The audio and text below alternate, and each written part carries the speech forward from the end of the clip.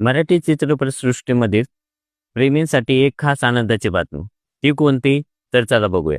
नमस्कार, मी किरण सोनवणे तुमचे सर्वांचे डेली डिजिटल कट्टामध्ये स्वागत करतो. लोकप्रिय कॉमेडी चित्रपट साडेमाडे 3 ज्याने आपल्याला बालपणी खूप हसवलं, प्रेक्षकांच्या भेटीला परत येणार आहे. साडेमाडे 3 2 या चित्रपटाचं नाव पुन्हा एकदा साडेमाडे 3 असं ठेवण्यात आलं आहे. यामध्ये आपले लाडके अशोक सराफ, भरत जाधव आणि मकरंद अनासपुरे हे तिघेही कलाकार त्यांच्या लोकप्रिय कुर्रे बंधू भूमिकेत आपल्याला बघायला मिळणार आहे.